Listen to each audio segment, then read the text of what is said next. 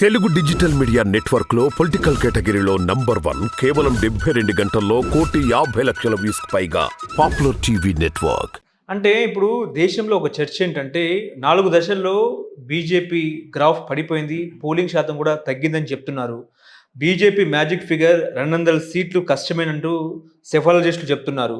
అదేవిధంగా దేశంలో కనీస మెజార్టీ 272, ఆ 272 సీట్లు కూడా రావడం కూడా కష్టమే అన్నట్టు ఒక విశ్లేషణ. నిజమే అంటారా బీజేపీకి? గతంలో బీజేపీకి 310 సీట్లు ఉన్నాయి, మాట కరెక్టే.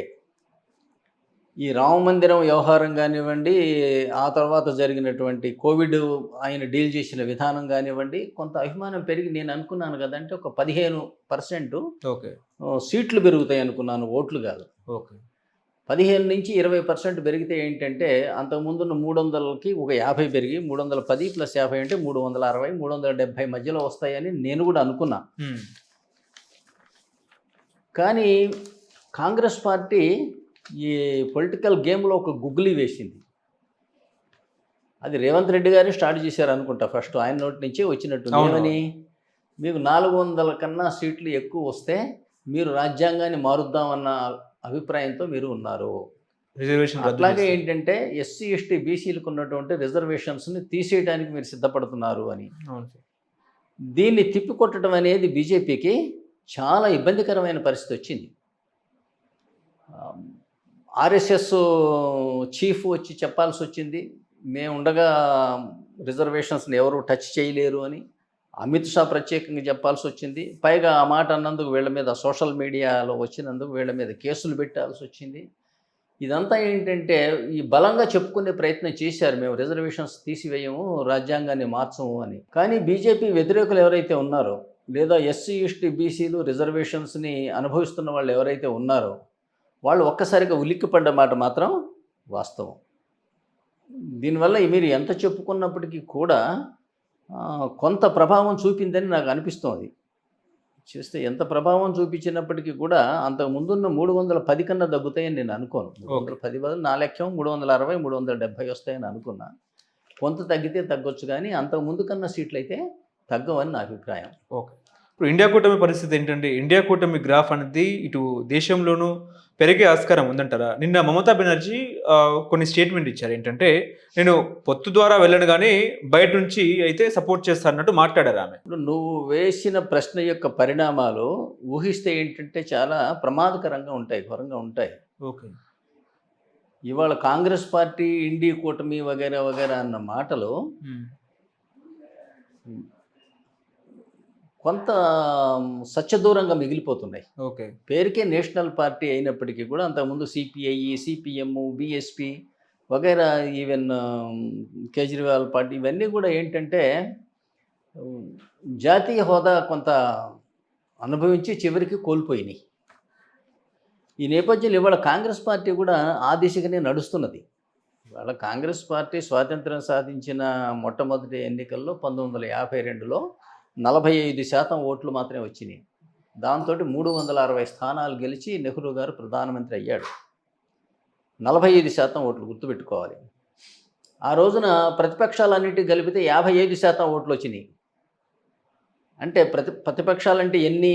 1952లో మొట్టమొదటి సాధారణ ఎన్నికలు జరిగినాయి. అందులో మొత్తం 53 రాజకీయ పార్టీలు బరిలో నిలిచినాయి. 53. కాంగ్రెస్ పార్టీకి 45 వస్తే మిగతా అందరికి కలిపి 55 వచ్చినాయి. అంటే రెండు పార్టీల సిస్టమే కనుక ఉన్నట్టయితే కాంగ్రెస్ అధికారంలోకి వచ్చి ఉండేది కాదనేది ఒక అభిప్రాయం. రెండవది ఏంటంటే, మన మొట్టమొదటి స్వతంత్ర భారతదేశంలో ఏర్పడ్డ మొట్టమొదటి ప్రభుత్వమే నెల తక్కువ ప్రభుత్వం. పూర్తి 50% ఓట్లు రాలే, 45% తోటే ఏర్పాటు చేయడం జరిగింది. కాకపోతే కాంగ్రెస్ పార్టీ అప్పటి నుంచి 45% ఓట్ల నుంచి ఇప్పుడు వాళ్ళ ఓటు బ్యాంక్ షేర్ ఎంత ఉంది అంటే సుమారుగా ఇప్పుడేమో దగ్గర దగ్గర 35% ఉందంటున్నారు.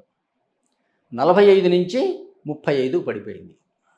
కానీ 1% పడిపోతేనే రిజల్ట్స్ తారుమారైపోతాయి. తెలంగాణ రాష్ట్రంలో మొన్న జరిగిన ఎన్నికల్లో బీఆర్ఎస్ పార్టీకి 1.8% ఓట్లే తక్కువ వచ్చినాయి.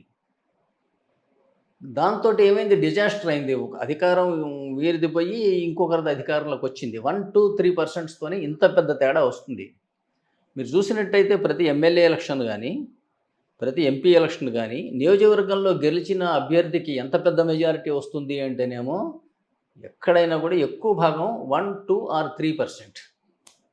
ఒక నియోజకవర్గంలో ఉండేది 2.5 లక్షల ఓట్లు, 3% అంటే 7,500. ఎక్కువ భాగం గెలిచేది 5-6-7 వేల ఓట్ల మెజారిటీతో గెలిచేవాళ్ళే ఎక్కువ. అట్టగే మీకు ఒక పార్లమెంట్ కాన్స్టిట్యున్సీ ఉందంటే ఓట్లు సుమారుగా ఏంటంటే 12 లక్షల నుంచి 15 లక్షలు ఉంటాయి. 15 లక్షల మీద 3% అంటే 45,000. ఎవరు గెలిచినా 30, 40, 50, 60, 70 వేలతోటి గెలిచేది అక్కడ. అందువల్ల వాళ్ళకి 45% నుంచి 35కి వచ్చినాయి అంటే మాత్రం చాలా గ్రాఫ్ తగ్గిందనే. దానివల్ల ఏమైంది మీకు, అనేక రాష్ట్రాల్లో ఇవాళ కాంగ్రెస్ పార్టీ రీజనల్ పార్టీస్ కన్నా కూడా తక్కువ స్థాయిలో ఉంది. ఫర్ ఎగ్జాంపుల్ మొన్న బెంగళూరులో గత ఎలక్షన్స్లో 25 సీట్లున్న కుమారస్వామి గారిని ముఖ్యమంత్రి పీఠంలో కూర్చోబెట్టి వీళ్ళు తప్పట్లు కొట్టాల్సిన అవసరం వచ్చింది వేదిక కింద నిలబడి. ఈ విధంగా ఏంటంటే మెల్లమెల్లగా ఏం జరుగుతున్నది అంటేనేమో జాతీయ పార్టీలు తమ హోదాను కోల్పోతూ ఈ ప్రాంతీయ పార్టీల ప్రాబల్యం పెరుగుతూ ఉన్నది. ఇవాళ మీకు తమిళనాడులో ప్రాంతీయ పార్టీ ఉంది అంటే ఇంతవరకు వాళ్ళని ఎవరు కదిలించలేకపోయారు. ఇవాళ ఈ ప్రాంతీయ పార్టీల ప్రభావం భారతదేశంలో ఎంత ఉంది అంటే మీకు తెలంగాణ కానివ్వండి, Andhra, Tamil Nadu, Karnataka, Kerala, west Bengal, Delhi, Punjab, Maharashtra, Kashmir, Orissa, even Bihar, even యూపీలో కూడా అధికారంలో లేకపోయినా బలంగానే ఉన్నాయి ప్రాంతీయ పార్టీలు. ఓకే. ఇట్లా చూసినట్టయితే ప్రాంతీయ పార్టీలు ఇవాళ బలం పుంజుకుంటున్నాయి. ఈవిడ నేను బయట నుంచి సపోర్ట్ చేస్తా అన్నారు చూసారా, ఏంటంటే వాళ్ళ కేంద్ర ప్రభుత్వాన్ని నిలబెట్టడం, కూల్చడం ఒక వ్యక్తి లేదా ఒక చిన్న పార్టీ చేతిలోకి వెళ్ళిపోయింది. ఇప్పుడు ఒకప్పుడు ఇట్లాగే ఎన్డీఏ కూటమి, యూపీఏ కూటమి చేసినప్పుడు 25 సీట్లతోటి చంద్రబాబు నాయుడు గారు సిట్ అంటే సిట్టు, స్టాండ్ అంటే స్టాండ్ ఆనాటి ప్రధానమంత్రి ఉండవలసిన అవసరం. ఎందుకంటే ఈయన విత్డ్రా చేస్తే అసలు ప్రభుత్వమే పడిపోతుంది. అయితే ఇట్లా ఒక లోక్సభలో మెజారిటీ ద్వారా ప్రభుత్వం ఏర్పడటం, అసెంబ్లీలో మెజారిటీ ద్వారా ప్రభుత్వం ఏర్పడటం ఆటవిక న్యాయమని, ప్రజాస్వామ్యం కాదని, రాజ్యాంగబద్ధం కాదు అని నేను స్టడీ చేసి మీకు గతంలో అనేకసార్లు చెప్పా. ఎందుకు అంటే లెజిస్లేటివ్ వేరు, ఎగ్జిక్యూటివ్ వేరు. మీరు చట్టసభలకి ఎన్నికలు పెట్టి కార్యనిర్వాహక వర్గాన్ని అధికారులు ఆయనకి ఇస్తే ఎట్లా, కార్యనిర్వాహక అధికారి ఎన్నిక వేరు. అది ఆర్టికల్ 53, 54, 55 కింద జరుగుతుంది. ఇవి చట్ట వ్యవస్థకు జరిగే ఎన్నికలు. వీటి ద్వారా మీరు పరిపాలకుడిని సెలెక్ట్ చేయకూడదు. రెండు కూడా సమాంతర రైలు పట్టాలు.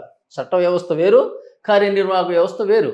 ఓకే. దీనివల్ల ఏం జరుగుతుంది అంటే ఇగో ఇట్లాగే ఒక ప్రాంతీయ పార్టీ కేంద్ర ప్రభుత్వాన్ని కూల్చిపారేయగలదు.